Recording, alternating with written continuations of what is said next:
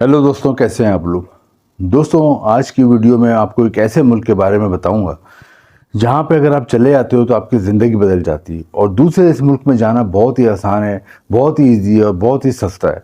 दोस्तों, जिस मुल्क की मैं बात कर रहा हूँ उधर जाने के लिए सबसे बड़ा एडवांटेज तो ये है कि आपको वीज़ा लेने की ज़रूरत ही नहीं है, क्योंकि अक्सर लोगों का इशू ये आता है कि उनका पासपोर्ट भी बनवा लेते हैं। 5 से 10 हज़ार रुपये वो खर्च करते हैं, पासपोर्ट ऑफिस के चक्कर लगाते हैं, पासपोर्ट बनवाते हैं, लेकिन उसके बाद उन्हें किसी अच्छी कंट्री का वीज़ा नहीं मिलता, जिससे वो मायूसी और डिप्रेशन का शिकार हो जाते हैं। तो दोस्तों, आज जिस मुल्क के बारे में बताऊंगा, इधर सबसे बड़ा एडवांटेज तो ये है कि इधर आपको जाने के लिए वीज़ा लेने की कोई ज़रूरत नहीं है। बगैर वीज़े के आप जा सकते हैं। बस आपके पास 4 चीज़ें होनी चाहिए। आपका पासपोर्ट बना हुआ हो, आपके पास होटल की बुकिंग हो, आपका रिटर्न एयर टिकट हो।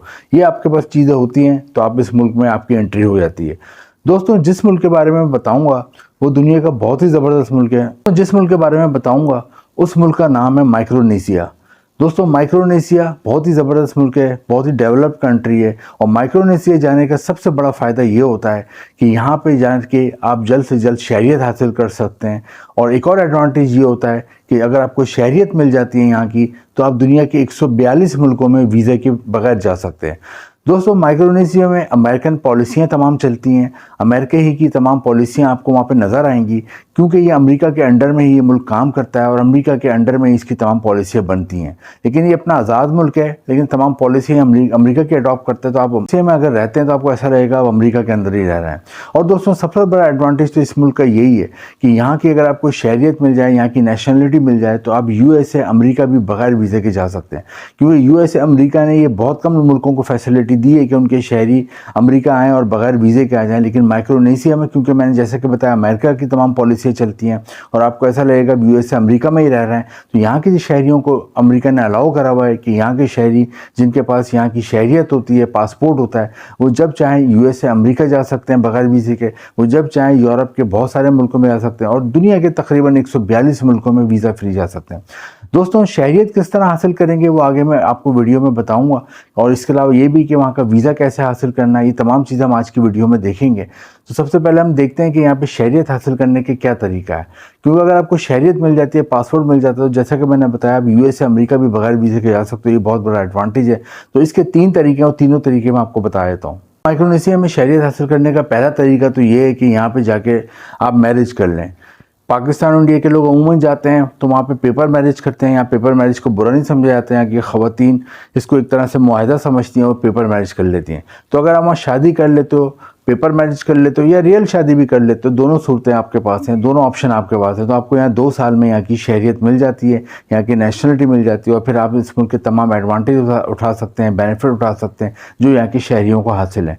और सबसे बड़ी बात, दुनिया के 142 मुल्कों में फिर आप वीज़ा फ्री भी आ सकते हैं, जिनमें सरफहरस्त अमेरिका, यूएसए और यूरोप की बहुत सी कंट्रीज़ हैं। दोस्तों, दूसरा तरीका है जो शहरियत हासिल करने का, अगर आप शादी नहीं करना चाहते हो, दूसरा तरीका जो है वो यहाँ पे एक आप जॉब हासिल कर लो। अगर आप जॉब हासिल कर लेते हो तो जब भी आपको शहरियत मिल जाती है। जॉब कौन कौन सी हैं ज़्यादा मिल सकती है वो भी मैं आपको बता देता हूँ। दोस्तों, क्योंकि एक आइलैंड है, इसके चारों तरफ समंदर है, तो यहाँ पे सबसे ज़्यादा जॉब्स तो फिशिंग इंडस्ट्री के हवाले से हैं। फिशिंग इंडस्ट्री में अगर आप काम कर सकते हो, फिशिंग इंडस्ट्री में काम करने का तजर्बा, या फूड इंडस्ट्री के हवाले से कोई एजुकेशन है, तो आपको इसमें अच्छी जॉब मिल जाती है। इसमें बहुत से काम होते हैं। फिशिंग को किस तरह रखते हैं, किस तरह स्टोर करते हैं, किस तरह उनका कितने टेम्परेचर पे रखना होता है, कितने उनके टेम्परेचर पे उन्हें स्टोरेज से निकालना होता है, किस तरह उनकी एक जगह से दूसरी जगह ट्रांसपोर्टेशन होती है, किस तरह उनकी कटिंग होती है, किस तरह उनकी पैकिंग होती है, तमाम चीज़ें अगर आप कर सकते हो तो इधर फिशिंग इंडस्ट्री में आपको आराम से जॉब मिल जाती है।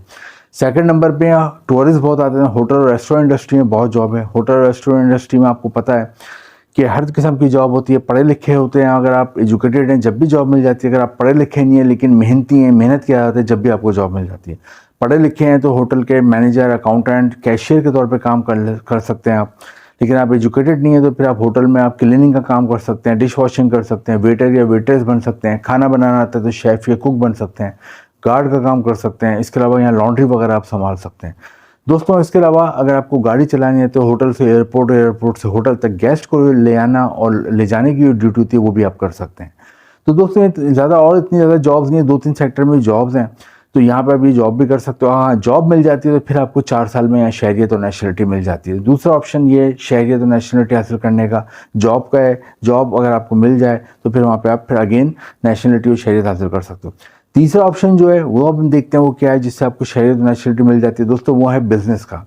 अगर आप माइक्रोनेशिया में कोई बिजनेस करते हैं, कोई भी कारोबार शुरू करते हैं, कोई छोटा सा कारोबार कर लेते हैं तो आपको नेशनलिटी और शहरियत मिल जाती है। और बिजनेस अगर आप करते हो, ज़रूरी नहीं है करोड़ों अरबों रुपए का बिजनेस, छोटा भी बिजनेस है तो फिर आपको नेशनलिटी और शहरियत मिल जाती है, और वो भी फिर उसके लिए भी आपको 4 साल बाद नेशनलिटी और शहरियत मिल जाती है।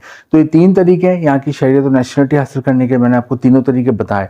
अब इन 3 तरीकों में से आप कौन सा अडॉप्ट करते हैं आपके ऊपर है, लेकिन इन तीनों तरीकों में से जो भी तरीका आप अडॉप्ट करते हैं उसके बाद आप माइक्रोनेशिया की नेशनलिटी और शहरियत ले लेते हैं, और आपको पासपोर्ट और आपको माइक्रोनेशिया का पासपोर्ट मिल जाता है, और फिर आप जब दिल चाहे यूएसए में घूमने जा सकते हैं बगैर वीज़े के, जब दिल चाहे यूरोप की बहुत सी कंट्रीज जा सकते हैं। तो ये बहुत बड़ा एडवांटेज है। इसके अलावा यहाँ फैमिली को भी अपने साथ ले आ सकते हैं, और यहाँ एजुकेशन सिस्टम बहुत अच्छा है, मेडिकल सिस्टम बहुत अच्छा है, ट्रांसपोर्टेशन सिस्टम बहुत अच्छा है। तो दोस्तों माइक्रोनेशिया के लिए ट्राई करें, खासतौर पर वो लोग जिनको वीज़ा नहीं मिल रहा, जो लोग बहुत डिप्रेशन का शिकार हैं, पासपोर्ट बनवा के बैठे हुए हैं, तो उसके लिए ज़रूरी है कि माइक्रोनेशिया के लिए ट्राई करें।